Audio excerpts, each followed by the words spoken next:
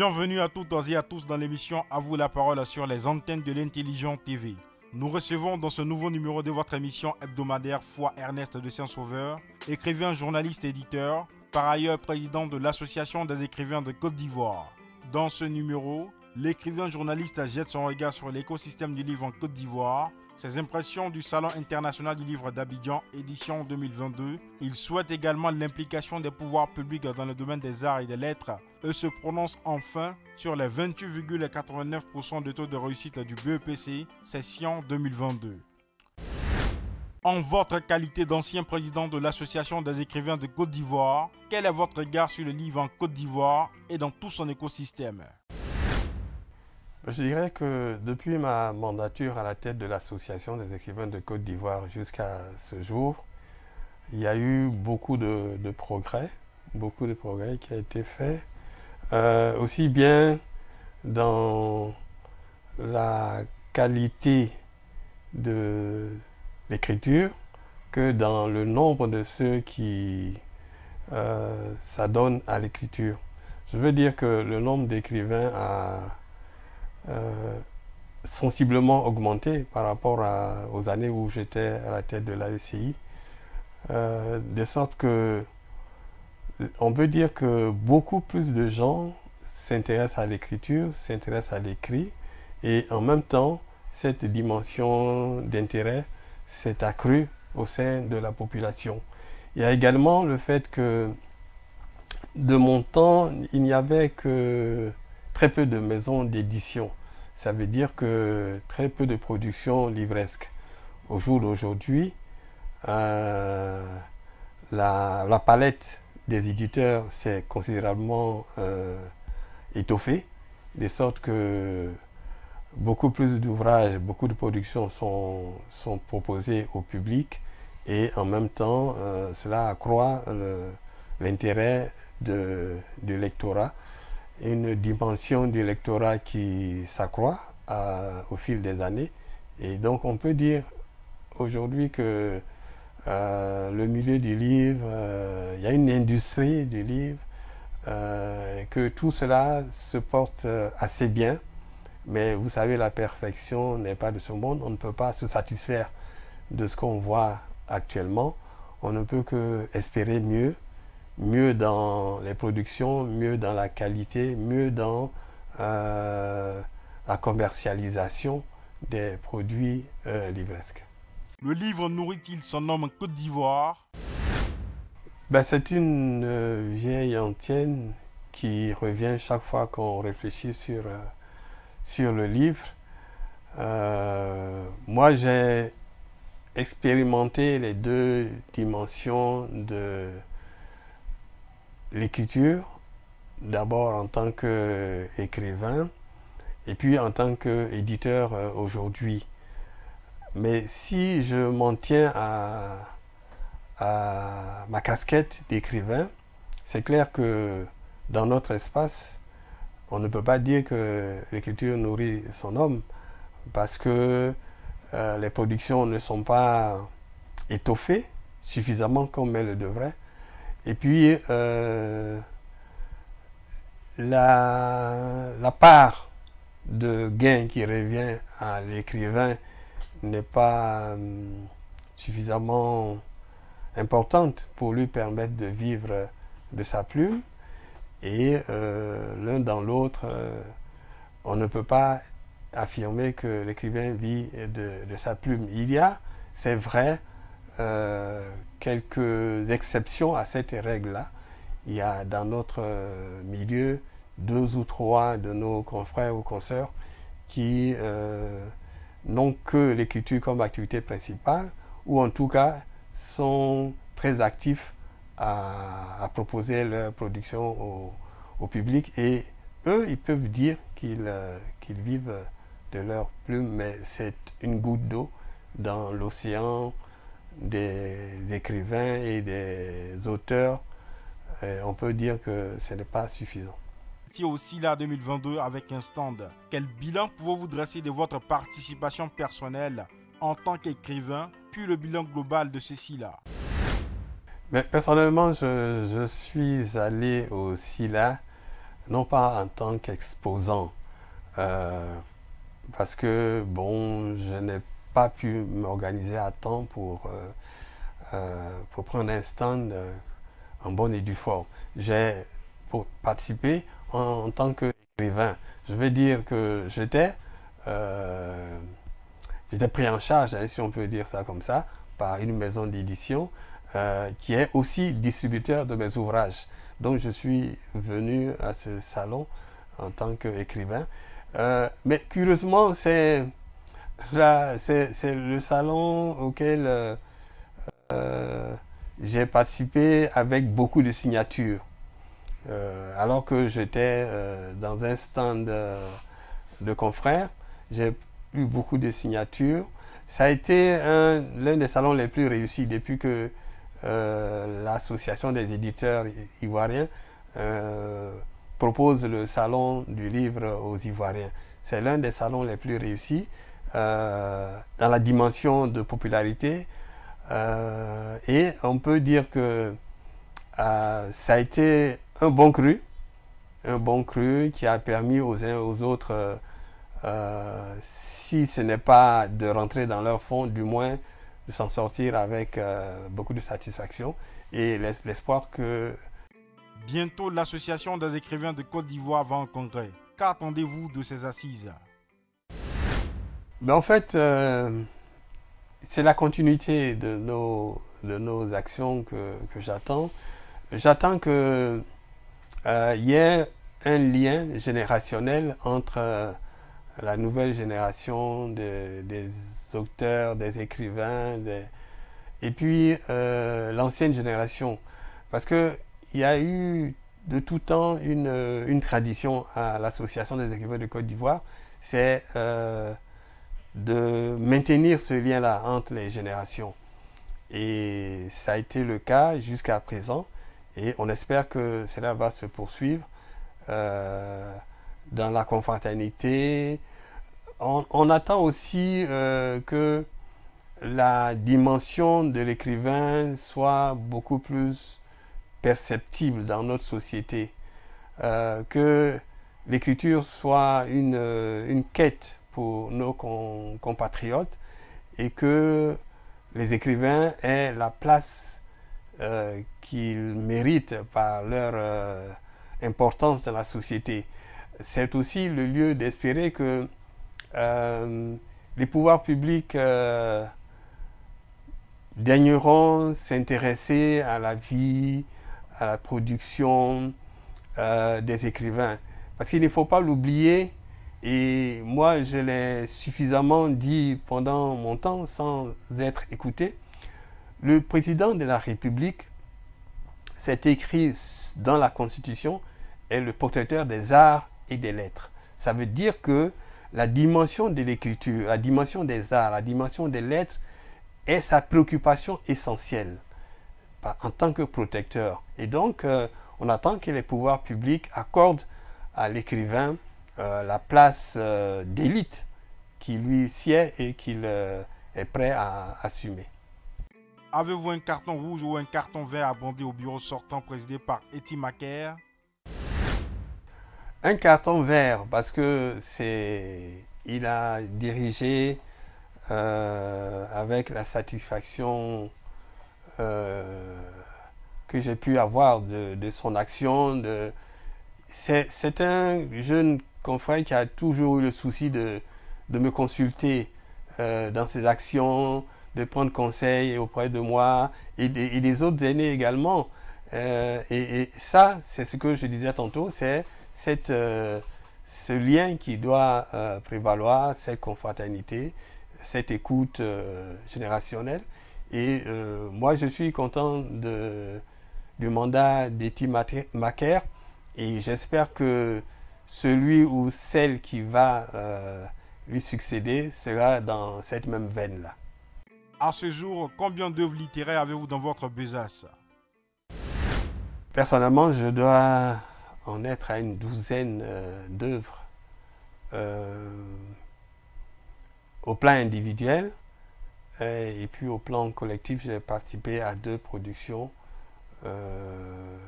Collectivement, l'une sur Bernard Dadier et l'autre en hommage au peuple failli de Haïti qui à un moment donné avait été frappé en 2010 par le terrible séisme que l'on sait.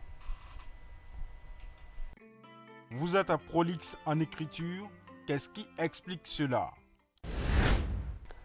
Ben c'est, je crois, la faculté que j'ai d'être constamment en réflexion sur la vie, sur les êtres, sur les choses. J'ai l'avantage de pouvoir prendre du recul par rapport aux événements, par rapport aux expériences que je vis, par rapport à ce que je vois, et à réfléchir surtout à ce qui relève de l'essence, de l'essentiel des choses. Ce qui se rapporte, tous ces aspects-là m'interpellent. En fait, j'ai le souci de vivre dans une société d'harmonie. Et les dissensions, les contradictions, les contrariétés, les violences que la société me donne à voir m'interpellent en tant qu'être pensant. Et donc, je suis dans cette dimension de réfléchir à comment amener les êtres humains à être plus humains. Comment amener les êtres humains à aller à l'essentiel, à améliorer leur rapport avec les autres, hein, avec le prochain. Et donc, c'est cette dimension de réflexion dans laquelle je suis constamment qui m'amène à écrire. Mais l'écriture a d'abord été une thérapie. Hein. C'est au départ une thérapie pour me guérir d'un état d'intériorité. Et j'étais introverti à la base, au départ, et il a fallu que je dialogue avec moi-même, avec ma plume, dialogue avec le papier pour équilibrer mon être, pour trouver une sorte d'apaisement, de bien-être intérieur et de quiétude dans cette existence qui me semblait et qui me semble toujours assez bouillonnante de choses qui ne sont pas essentielles. Aujourd'hui, les valeurs les plus fondamentales, les valeurs humaines vont à volo et c'est un état de choses qui ne me satisfait pas. Et donc, je réfléchis à proposer, à donner ma part dans la dimension de rectitude que la société devrait, à mon sens, avoir pour être en harmonie, pour proposer aux humains une bonne et belle vie. Hein? Une bonne et belle vie qui profite à tout le monde, où tout le monde est heureux. C'est peut-être de l'utopie, mais je suis dans l'utopie et je l'assume. Jacquesville, où vous résidez, n'est-il pas le facteur de votre inspiration?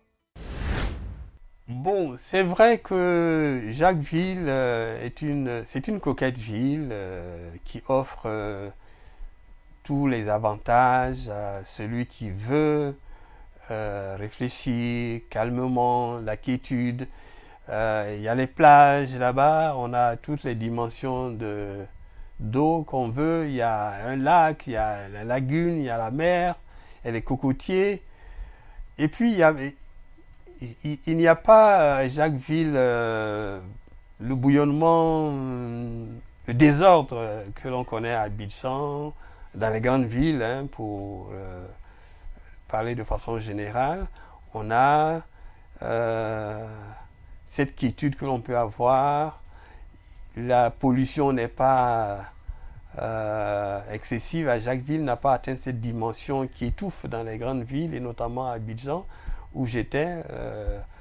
J'ai trouvé à Jacquesville, c'est vrai, l'atmosphère, le lieu où je pouvais réfléchir tranquillement, en toute quiétude.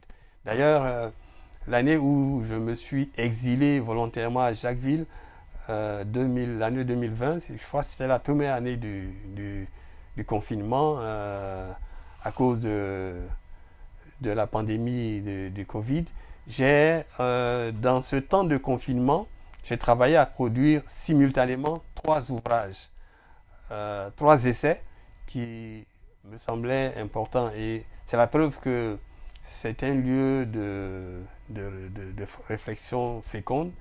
Mais il faut, bien sûr, comme moi, je suis à la retraite, donc je peux m'offrir ou prendre la dimension d'aller dans ce genre de lieu qui ne me prend pas trop la tête, où je ne vis pas la pollution, les odeurs nauséabondes, la saleté, le bouillonnement des grandes villes, l'incivilité et toutes ces choses que je fuis. En tout cas, je suis très heureux, très calme à Jacquesville et je pense que mon séjour va se poursuivre là-bas. Pourquoi avez-vous soulevé la problématique de Samba Diallo dans l'un de vos livres?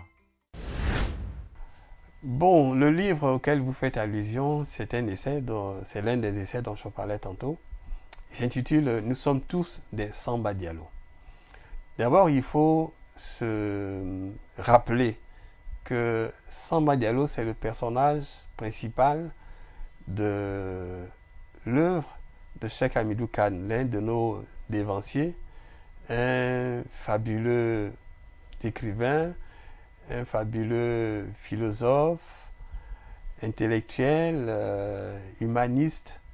Et je crois qu'on n'a pas assez lu dans sa dimension pleine et entière son œuvre L'Aventure ambiguë.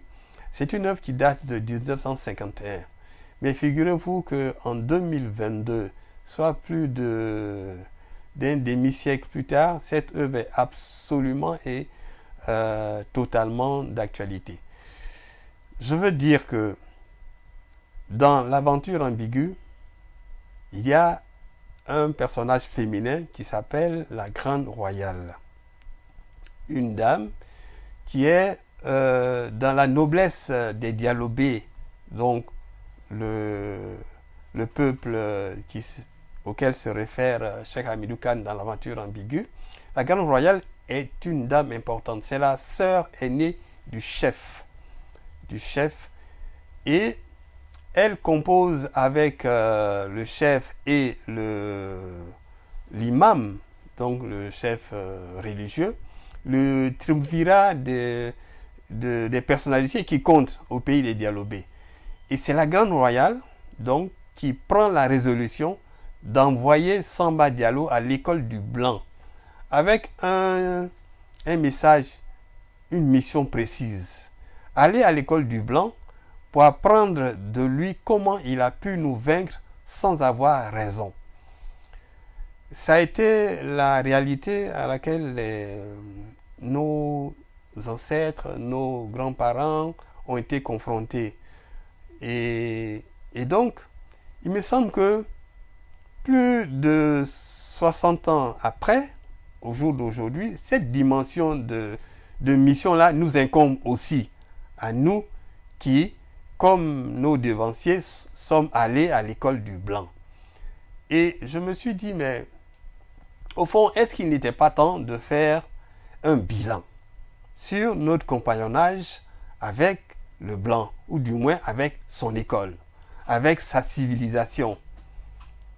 Ne serait-ce que pour voir où nous en sommes, pour voir ce que nous en avons reçu, ce que nous en avons retenu, les aspects positifs qui pourraient nous permettre d'évoluer, d'avancer dans notre quête de civilisation. Parce que quand je parle de civilisation, ce n'est pas quelque chose de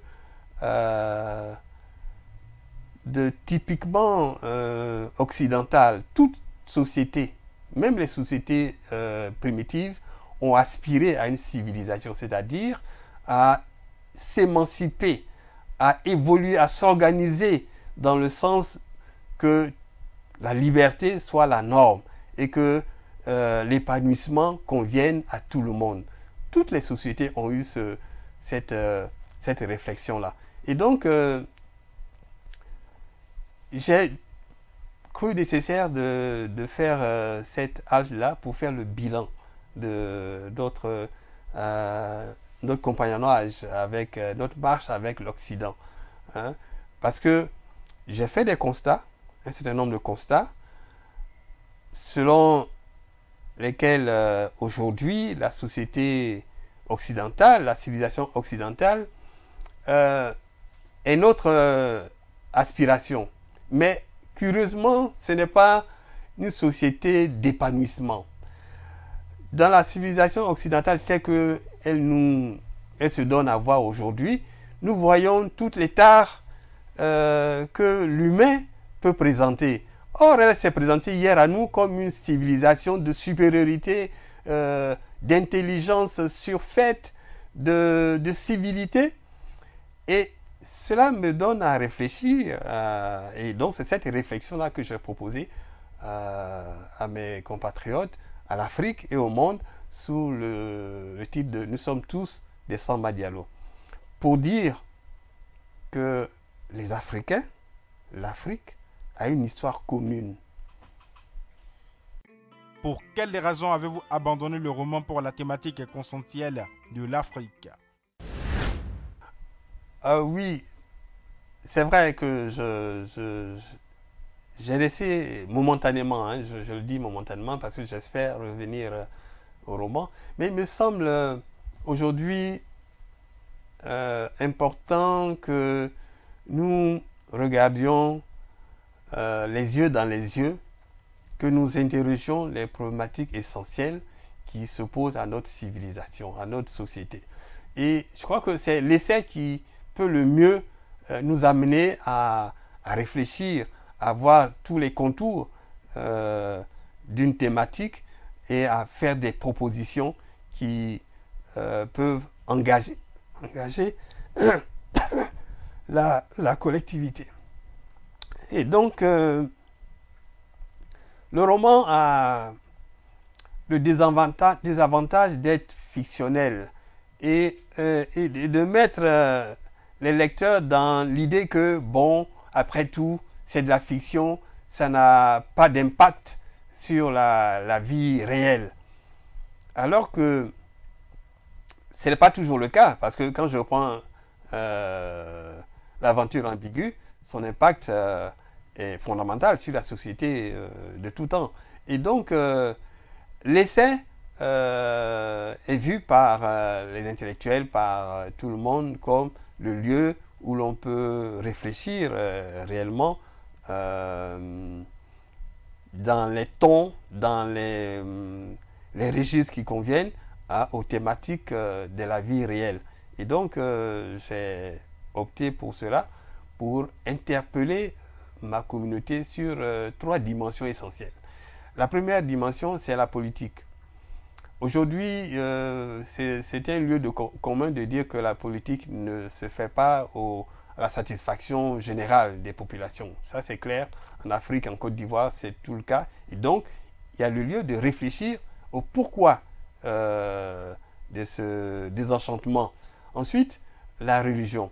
Pareille réflexion également. Aujourd'hui, une multitude de dogmes sévissent et occupent les sociétés humaines, mais elles ne proposent aucune initiative qui soit heureuse, porteuse d'épanouissement réel. Et donc ça mérite que l'on y réfléchisse également. Et puis, le panafricanisme, pour nous sommes tous de Samba Diallo, mais dans la dimension d'existence de la société africaine, de son génie propre et de ce qu'elle peut apporter, de ce qu'elle devrait apporter à l'humanité et de ce qu'elle devrait se projeter dans la civilisation de l'universel. Quelle est la place qu'occupent les sociétés africaines d'initiation pour l'écrivain que vous êtes, parce que cela revient constamment dans vos livres? Ah oui, bon, déjà, il faut que je dise que l'initiation, pour apaiser certaines consciences, c'est l'apprentissage. C'est-à-dire, initier quelqu'un, c'est lui ouvrir la porte de la connaissance de quelque chose.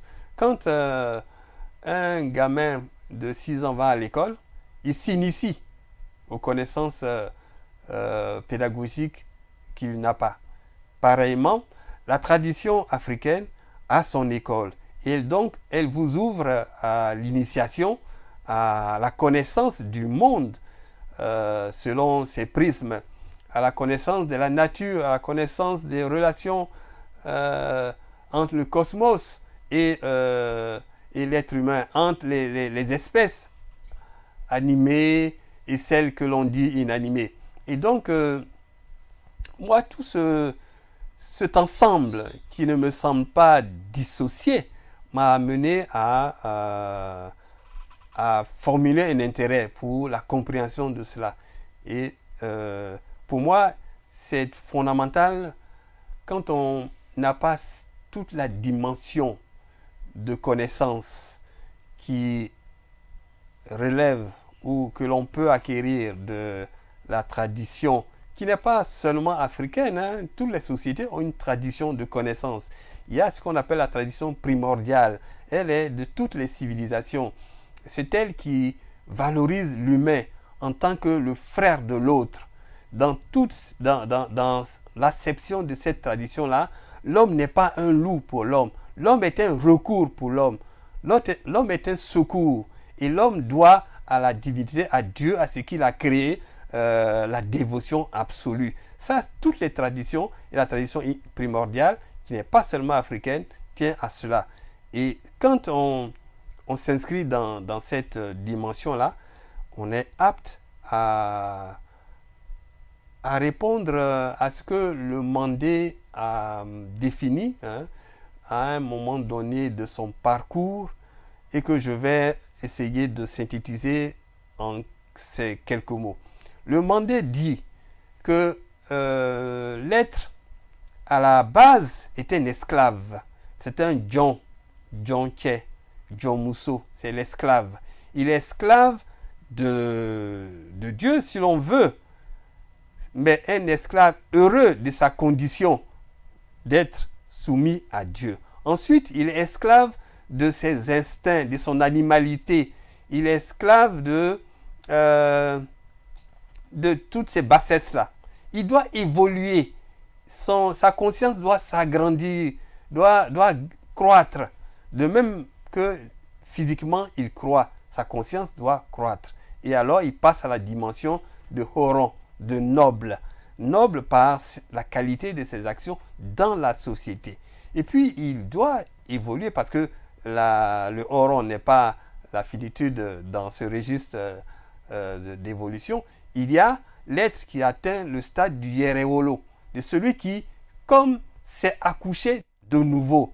Et ça, ce n'est pas dans l'école occidentale que l'on acquiert cette dimension d'épanouissement-là. Et moi, je suis dans cette quête-là, je suis dans ce registre-là pour amener l'humain à l'essence. Et c'est ce que je tiens pour l'essence des choses. Pourquoi, dans l'un de vos livres, vous soutenez que l'Afrique doit s'émanciper de toutes les tutelles politiques, économiques et culturelles, et même rompre avec le franc CFA? Bon, il y a un constat qui est simple à faire. Hier, quand je dis hier, c'est la période de la traite, de la colonisation. L'Occident s'est présenté comme le maître. Le maître, le Deus ex machina, celui qui sait tout, celui qui est supérieur en tout, celui qui a fait le tour de la connaissance du monde, de l'existence, et donc celui qui en impose. Et puis, le temps a évolué et nous avons approché l'occidental, nous l'avons côtoyé au plus près, au plus intimement. Et puis, nous nous sommes rendus compte que l'Occident nous avait menés en bateau, pour dire les choses un peu facilement. Que l'Occident s'était imposé à nous à la suite d'une imposture. L'Occident s'était présenté à nous en imposteur et nous n'avons pas pu déceler cette imposture-là. Aujourd'hui, nous avons les paramètres, nous avons les paradigmes, nous avons les moyens de déceler l'imposture de l'Occident et de se dire que l'Occident nous a dévalorisés mais il n'est pas meilleur que nous. Il n'est pas supérieur à nous, tel qu'il a voulu se montrer à nous. Aujourd'hui, nous voyons les tares de l'Occident, nous voyons les bassesses de l'Occident, nous voyons l'inhumanité de l'Occident.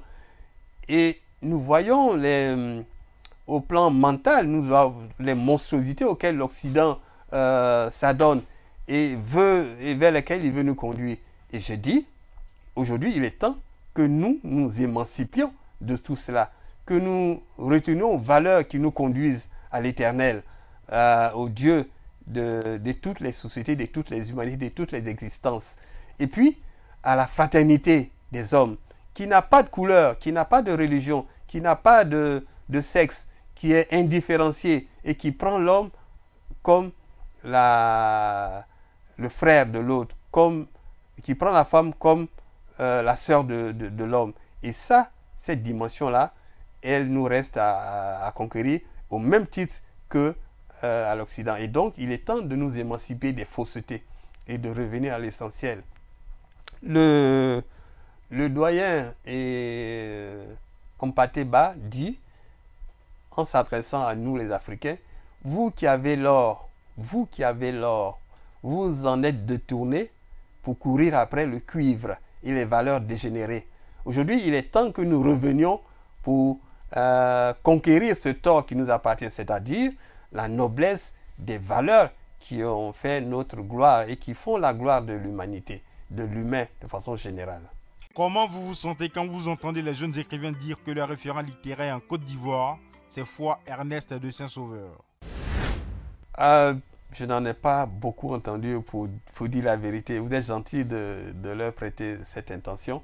Mais c'est vrai, j'aimerais que beaucoup plus de jeunes auteurs puissent le dire et se revendiquer de ma proximité de pensée, proximité d'écriture.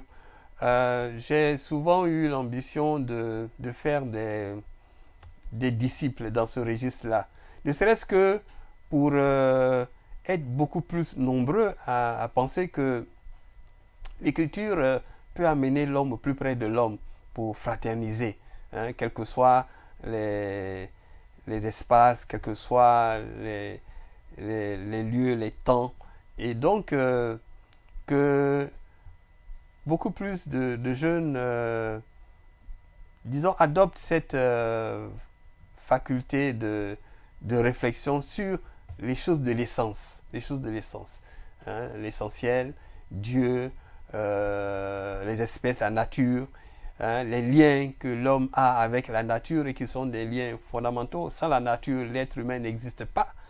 Et l'homme n'a pas à flétrir la nature.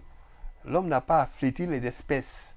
L'homme, au contraire, doit amener dans sa dimension d'existence l'harmonie autour de lui, l'harmonie dans son agir, dans son parler, dans sa geste, et fédérer la société autour de cet idéal-là de fraternité, d'humanité.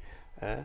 Et j'aimerais, et ça me plairait que beaucoup plus de jeunes auteurs, beaucoup plus de jeunes écrivains aillent dans cette dimension-là. Le journaliste et écrivain Tirbus Kofi avait au terme de cela indiqué que les écrivains étaient moins récompensés comparativement aux Miss. Quel commentaire? Bon, c'est une phrase ou une phase de parole qui a créé la polémique. Beaucoup d'encre et de salive ont été consacrés à cette phase-là. Mais ce que je veux retenir dans l'essence de ce que Tiburce a dit, ou ce que Tiburce voulait dire, ce sur quoi il voulait attirer l'attention des décideurs, c'est que c'est bien de consacrer à la beauté féminine le temps d'antenne, le temps d'écoute, les moyens financiers, l'audimat, c'est bien de lui consacrer tout cela. La République, le gouvernement, les populations, c'est bien d'attirer leur attention sur cette dimension-là. Mais quand on écrit que le président de la République est le protecteur des arts et des lettres, il faut aussi le montrer de façon pratique, de façon concrète. L'Association des écrivains de Côte d'Ivoire, qui a été créée par des monstres sacrés de notre littérature ivoirienne. Je pense à Bernard Dadier, je pense à Bernard Zadi Zaourou, je pense à Amadou Kourouma, je pense à Jean-Marie Adiafi, je pense à Paul Aïzi. Et ceux-là qui ont créé l'Association des écrivains de Côte d'Ivoire, on ne peut pas penser qu'ils l'ont créé en vain. Ils l'ont créé pour qu'elle joue sa partition de pôle de réflexion et de proposition d'excellence dans la société ivoirienne. Aujourd'hui, l'AECI n'a pas de siège. Imaginez-vous, une société intellectuelle qui a été créée par Bernard Zadi Zaourou, Bernard Dadier, Jean-Marie Adiafi, Amadou Kourouma, n'a pas de siège aujourd'hui. Qui a été créée en 1987. 1987 n'a pas de siège.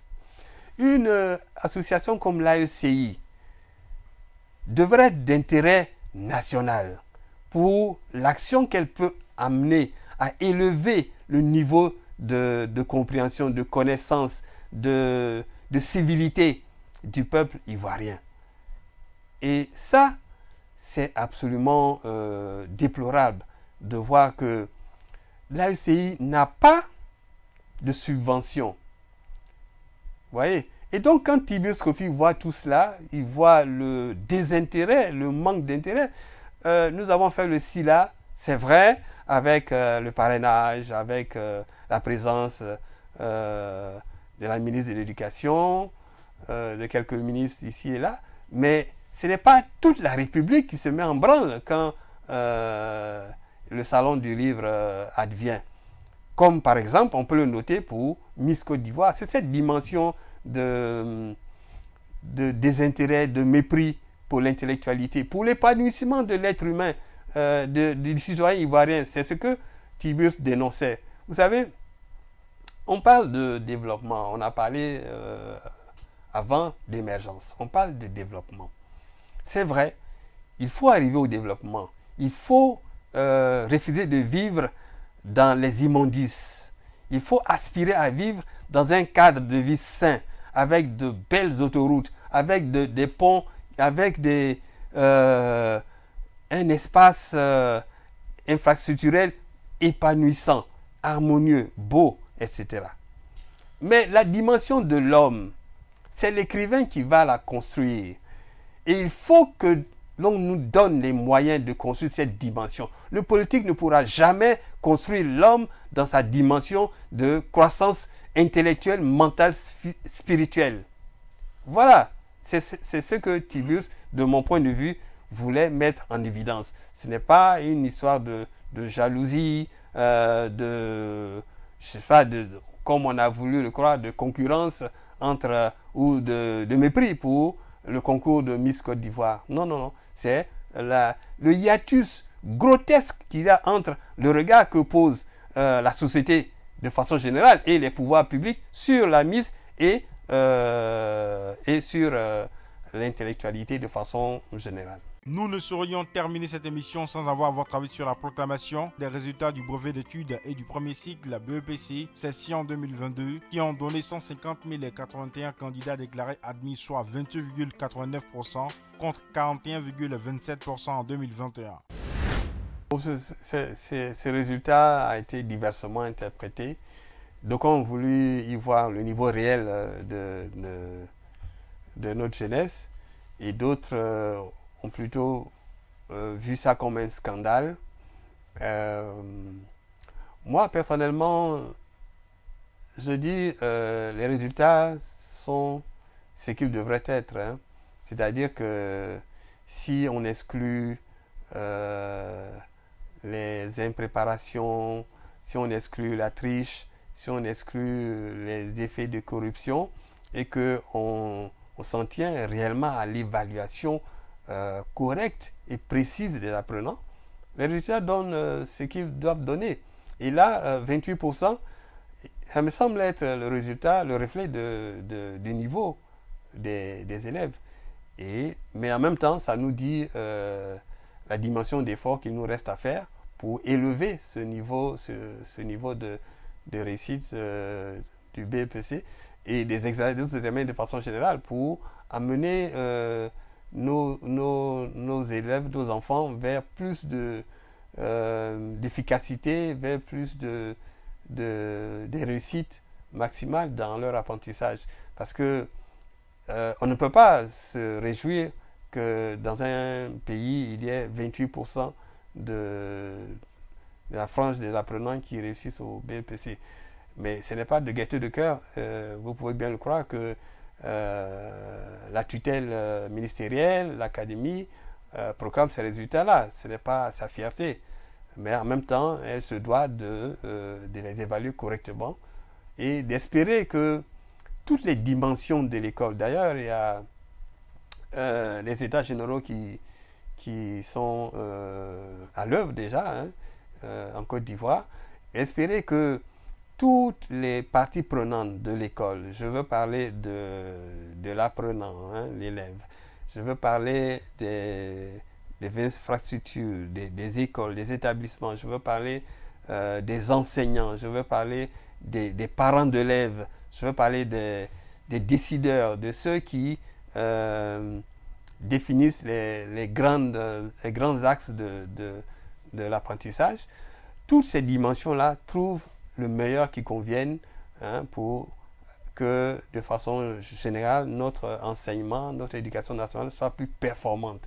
Parce que c'est par la performance des apprenants, des citoyens, qu'une société s'épanouit.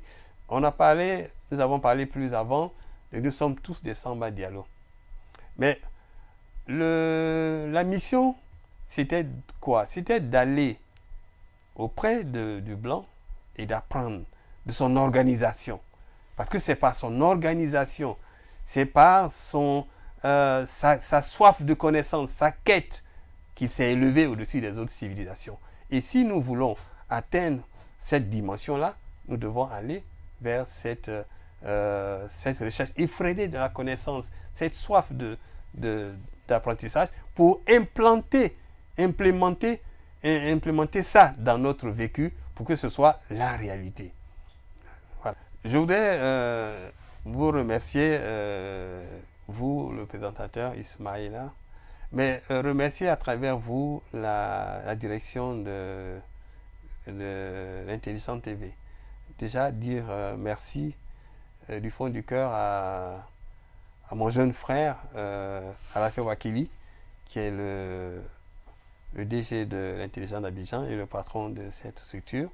Et puis dire merci également à tous vos collaborateurs.